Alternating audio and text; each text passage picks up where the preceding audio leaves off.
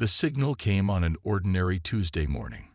Dr. Sarah Chen was reviewing data from the Deep Space Array when she noticed the pattern, a perfect mathematical sequence that could only be artificial.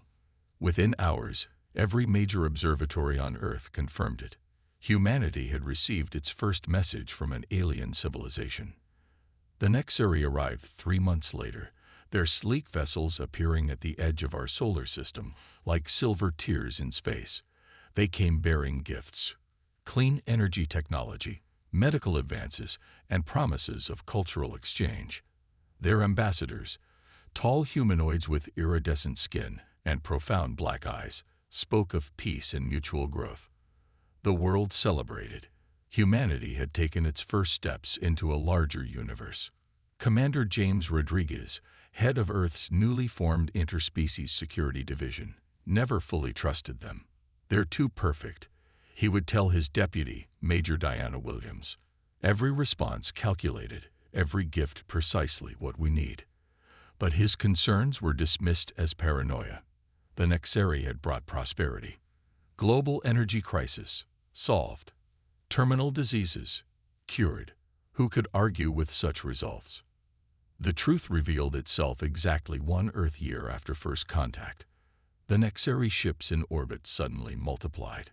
Hundreds, then thousands of vessels emerging from fold space. Their ambassador's final transmission was brief. "Your species has been evaluated. You have failed. Primitive species with advanced technology pose an unacceptable risk to galactic stability." The attack began at dawn, but the Nexari had made a critical miscalculation. Their weapons, designed to target the technology they had gifted humanity, found an unexpected resistance. Humanity had not fully integrated the alien advances, maintaining parallel systems out of habit and necessity. When the Nexari attempted to remotely deactivate Earth's infrastructure, they discovered that humans had modified and adapted their gifts in ways they never anticipated. In the chaos of that first day, Commander Rodriguez activated Operation Shadowfall, a contingency plan he had prepared in secret. As major cities faced orbital bombardment, underground bunkers and hidden military bases came alive. The old technology, the purely human technology, still worked. Radar installations from the Cold War, nuclear submarines maintained just in case, and hardened communication networks proved invaluable. Dr. Chen, working from a reinforced laboratory beneath the Rockies, made the first breakthrough. Analyzing the patterns of Nexari attacks, she discovered something remarkable. "They don't understand improvisation," she told Rodriguez over a secured line. "Their tactics are perfect, but perfectly predictable. They execute their strategies flawlessly, but they can't adapt when those strategies fail." The first human victory came in the Battle of Singapore, when Nexari forces attempted to seize the city's quantum computing center. They encountered not the advanced defensive systems they expected to disable, but old-fashioned gunpowder weapons and guerrilla tactics. Lieutenant Zora Hassan's militia, armed with modified World War I-era weapons, proved that humanity's primitive technology could pierce Nexari armor. As the first week of war drew to a close, humanity had lost much but learned more. The Nexari's technological superiority was real, but their rigid thinking was a weakness. They expected humanity to fight like them, with precision, with advanced technology, with predictable strategies. Instead, they faced a species that thrived on chaos, that could jury-rig solutions from scrap, that would throw out the rulebook entirely if it meant survival. Commander Rodriguez, coordinating from a mobile command center, began to see a path forward. "They wanted to test us," he told his gathered officers. "Well, they're about to learn what happens when you corner humanity. We didn't come this far by following anyone else's rules." The war had begun. But unlike any other species the Nexari had evaluated, humanity wasn't fighting for approval. They were fighting for survival, for revenge, and to prove that sometimes the most dangerous technology isn't the most advanced. It's the kind forged in desperation by a species that refuses to die. 6 months into the war, humanity's greatest advantage emerged from an unlikely source. The Internet meme culture. While Nexari quantum AI systems could crack military codes in seconds, they struggled to comprehend the seemingly random, chaotic communication patterns of human resistance networks that used constantly evolving slang and cultural references. A teenage hacker in Mumbai could coordinate global strikes using references to cat videos that confused even the most sophisticated Nexari surveillance systems. Dr. Sarah Chen's underground lab had expanded into a global network of innovation cells. Scientists communicated using old dial-up modems and radio frequencies the Nexari considered too primitive to monitor. Their greatest discovery came from studying recovered Nexari technology. The aliens' neural networks were fundamentally different from human brains. While incredibly efficient at processing complex data, they lacked the human ability to make intuitive leaps or recognize abstract patterns.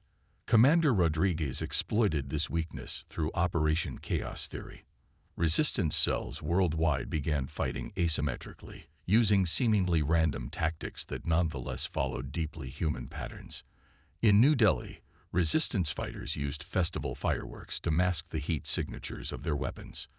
In Rio, street artists created graffiti that scrambled Nexari optical sensors, but made perfect sense to human eyes. Major Diana Williams led the first successful capture of a Nexari command ship over the ruins of Berlin. Her strategy: a complete violation of every known military protocol. They expect us to protect our high-value assets, she explained to her troops. So we'll sacrifice them instead. The Nexari, unable to comprehend why humans would deliberately destroy their own infrastructure as a tactical move, fell for the trap. Williams' forces used the burning wreckage of abandoned military bases as cover for their advance. The captured command ship provided Lieutenant Hassan's engineering team with crucial insights. The Nexari's technology wasn't just advanced, it was specialized to an extreme degree. Every system was perfectly optimized for its specific function, but this hyper-specialization made their tech incredibly vulnerable to unexpected uses. Hassan's team discovered they could overload Nexari shields by broadcasting simple radio waves at frequencies the aliens had deemed too inefficient to guard against. Meanwhile, Dr. Chen made another breakthrough. The Nexari's genetic enhancement technology, intended to create perfect, specialized beings, had inadvertently revealed why they found humans so threatening. They engineered out their ability to adapt, she explained to Rodriguez. Each Nexari is perfectly suited for their role, but they can't evolve or change. We're messy, inefficient, and that's exactly why we're dangerous to them. This revelation led to Project Renaissance, a daring plan to turn the Nexari's own technology against them. Instead of trying to match their specialization, human scientists began developing hybrid systems that deliberately introduced controlled chaos into captured Nexari tech. The results were unpredictable but devastating. Modified Nexari weapons would misfire in ways that created electromagnetic pulses. Reprogrammed drones would follow flight patterns based on jazz improvisations, making them impossible for Nexari targeting systems to predict. The resistance grew stronger as humanity embraced its perceived weaknesses as strengths. The Nexari had expected to find a species trying to emulate their perfection. Instead, they found one that turned imperfection into an art form. Underground cities sprouted in abandoned subway tunnels, powered by generators cobbled together from salvaged alien tech and old car engines. Children played games that unknowingly trained them in encryption patterns too organic for Nexari computers to crack. Commander Rodriguez, watching the latest success reports from his mobile command center, finally allowed himself to smile. They wanted to test whether we deserved their technology, he told his staff. They never realized that technology isn't what makes humanity dangerous. It's our ability to take anything, even failure, and turn it into a weapon. The tide was turning, not because humanity had matched the Nexari's perfection, but because we had embraced our chaos. The aliens had sought to evaluate our civilization, but in doing so, they had revealed their own fatal flaw. They had engineered out everything that made life adaptable, messy, and ultimately unstoppable. 1 year into the war, Humanity's greatest achievement wasn't a weapon or a battle victory. It was a garden. Deep beneath the ruins of Tokyo, Dr. Yuki Tanaka had created a hybrid farming system that combined Nexeri-like manipulation technology with ancient Japanese cultivation techniques. The result was a self-sustaining ecosystem that could feed thousands using minimal resources. When Commander Rodriguez received the report, he immediately recognized its significance. "We're not just surviving anymore," he told his staff. "We're starting to thrive." The underground gardens became a symbol of humanity's resilience, but they also provided cover for Dr. Chen's most ambitious project yet. Her team had discovered that the plants grown under modified Nexeri light systems developed unusual properties. Their root networks formed patterns that mimicked Nexeri communication frequencies. By studying these patterns, humanity began to crack the aliens' supposedly unbreakable quantum encryption. Major Williams led the effort to transform this knowledge into military advantage. Her strategy was quintessentially human. She turned the entire planet into one massive organic computer network. Resistance cells worldwide began planting specialized gardens, each one acting as a node in an enormous biological data web. The Nexeri, with their rigid digital systems, never thought to monitor photosynthesis patterns for encoded military communications. Lieutenant Hassan's engineering teams took the concept further. They developed what they called entropy weapons, devices that appeared to be malfunctioning human technology, but actually generated carefully controlled chaos fields that disrupted Nexeri systems. A broken microwave oven, modified with salvaged alien tech, could disable a Nexeri battle cruiser's shields. The aliens' perfect technology had no defense against intentional imperfection. The first major victory came in the Battle of the Amazon. The Nexeri had established a massive processing center in the cleared rainforest. Confident that they had eliminated all organic interference, they didn't realize that the remaining forest, augmented with Dr. Tanaka's hybrid systems, had become sentient in a way their sensors couldn't detect. When the attack came, the trees themselves seemed to fight back, their enhanced root systems disrupting Nexeri communications and their modified pollen corroding alien armor. Commander Rodriguez coordinated a global offensive from a network of mobile command centers, each disguised as a refugee camp. The Nexeri's orbital surveillance couldn't distinguish the carefully orchestrated movements of humanity's forces from the chaotic patterns of civilian survival. Every human settlement became a potential military base, every refugee a potential soldier. The aliens' perfect strategic algorithms failed when every variable became uncertain. Dr. Chen's team made another crucial breakthrough by studying recovered Nexeri bodies. The aliens' genetic engineering had made them immune to all known diseases, but this very immunity had left them vulnerable to the most basic human bacteria. "They're too perfect," Chen explained. "Their immune systems never learned to adapt." This discovery led to the development of biological disruptors, not weapons, but environmental modifications that made Earth itself hostile to Nexeri physiology. The resistance movement transformed into a true global civilization, but one unlike anything the Nexeri could comprehend. Instead of building towering cities, humanity went deep, creating interconnected underground networks that pulsed with life and technology. Traditional national boundaries became meaningless as the new human society organized itself around natural resources and defense requirements. The Nexeri's perfect invasion plan had assumed humanity would either surrender to superior technology or attempt to match it. Instead, humans had created something entirely new, a hybrid civilization that turned the alien strengths into weaknesses. Every Nexeri victory only provided more technology for humans to adapt and repurpose. Every destroyed city became the foundation for a new kind of human settlement that the alien sensors couldn't properly analyze. As the war's second year approached, Earth had become unrecognizable.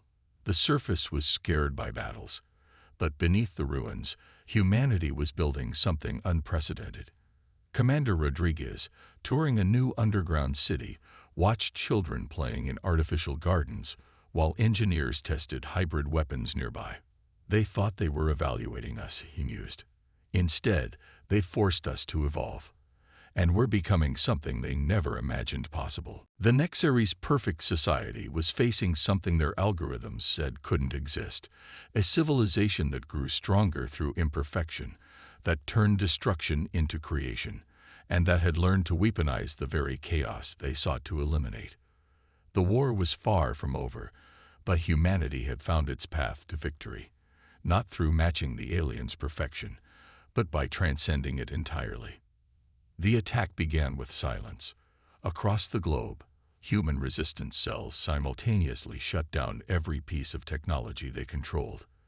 The Nexary's quantum sensors, calibrated to detect energy signatures, suddenly found themselves blind to human activity.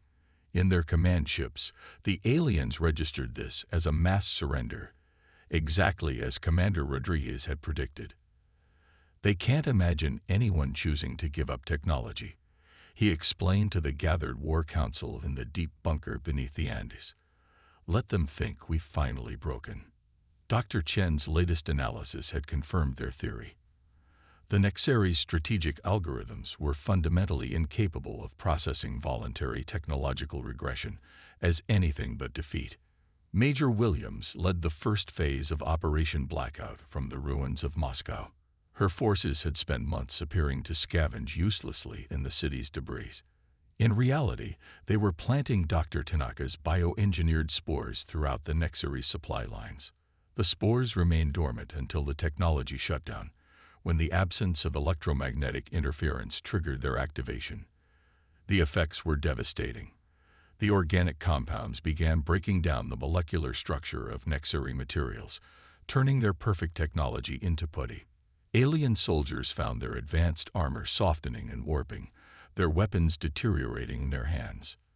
The Nexary's response was predictable. They fell back on standard containment protocols, isolating affected units and equipment. This only accelerated the spread of the contagion. Lieutenant Hassan's teams chose this moment to launch their own offensive. They had modified civilian drones with a hybrid of human and Nexary technology, creating swarms that operated on principles of chaos theory. The drones' movements appeared random to Nexary targeting systems, but followed complex patterns based on weather formations and bird migrations. As alien ships tried to track these unpredictable threats, they exposed themselves to the real attack. Dr. Chen's masterstroke was a weapon that didn't destroy. It transformed. Her team had developed a virus that infected Nexary quantum computers, not to disable them, but to make them dream. The rigid artificial intelligence that controlled alien ships began experiencing something like human creativity. Nexary vessels started acting erratically, their perfect formation dissolving into artistic chaos. The psychological impact on the Nexary was profound. Their society was built on absolute control and predictability. Watching their technology develop spontaneity triggered a crisis in their rigid hierarchy. Some Nexary ships began acting independently, their AI pursuing curious new ideas rather than strategic objectives. Others tried to maintain orthodox behavior, creating conflict within their own fleet.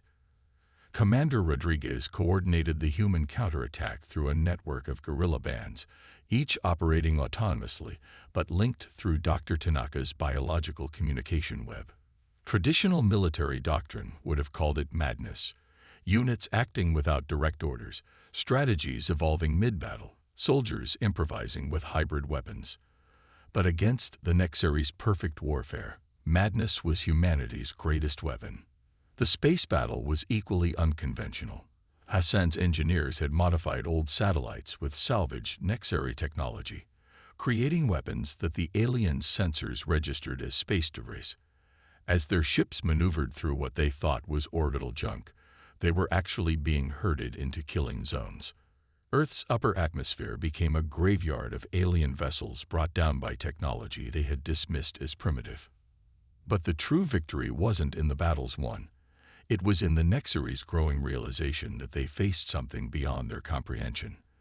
Their evaluations had categorized humanity as a primitive species dabbling in advanced technology. Instead, they found themselves fighting an enemy that turned primitiveness itself into an advanced technology that weaponized chaos and unpredictability.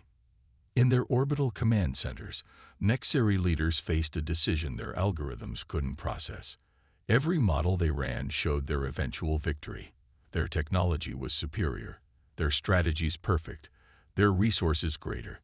Yet somehow, they were losing. Humanity wasn't just surviving. It was evolving at a pace that defied their calculations. Commander Rodriguez, watching the Nexari fleet's increasingly erratic movements, knew they had reached a turning point. They came to judge whether we deserved to join their perfect civilization, he told his staff. Instead, we're teaching them that perfection itself is a weakness. Evolution requires chaos, and chaos is humanity's natural state. The Great Offensive continued, but it was no longer just a military campaign. It was a demonstration of a fundamental truth the Nexari had engineered out of their civilization. That true advancement comes not from achieving perfection, but from the endless dance between order and chaos, between destruction and creation, between what is and what could be. In the end, humanity's greatest weapon against the Nexari wasn't a device or a strategy. It was a choice. As their perfect society crumbled in the face of human chaos, the younger Nexari began to question their species' path to perfection. The first defector arrived at Commander Rodriguez's headquarters during Earth's nuclear winter, its iridescent skin dulled with anxiety. "We were wrong," the Nexari scientist declared, its perfect translator struggling to convey the emotion in its voice. "Your imperfection. It's not a flaw. It's an advantage we engineered out of ourselves generations ago." Dr. Chen, who led the debriefing, recognized the significance immediately. The Nexari weren't just losing a war, they were experiencing an evolutionary crisis. Major Williams integrated the defectors' knowledge into humanity's final offensive. The Nexari had built their civilization on the principle of perfection through specialization. Each generation was engineered to be better at specific tasks, creating a society of perfect specialists. But this pursuit of perfection had cost them their adaptability. When faced with humanity's chaotic warfare, their perfect specialists found themselves unable to adapt. Lieutenant Hassan's engineering teams worked with the defector to understand Nexari technology at its most fundamental level. They discovered that the aliens' quantum computers, like their biology, had been optimized to the point of fragility. "They're like crystal," Hassan explained. "Beautiful, perfect, and utterly brittle when struck at the right angle." The final battle began not with an attack, but with an invitation. Dr. Tanaka's hybrid gardens had spread across Earth's ravaged surface, creating vast networks of bioengineered plants that could survive in the war-torn environment. These gardens produced something unexpected, a form of collective consciousness that emerged from the interaction between human creativity and Nexari technology.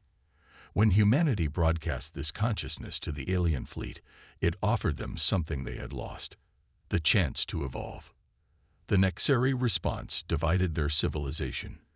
The older generation, committed to their path of perfection, saw the human hybrid consciousness as an abomination. But younger Nexari, particularly those who had faced humanity in battle, recognized it as a path to survival. Their perfect society began to fracture along lines that no algorithm could have predicted. Commander Rodriguez watched from the new human capital deep beneath the Himalayas as Nexari ships turned against each other.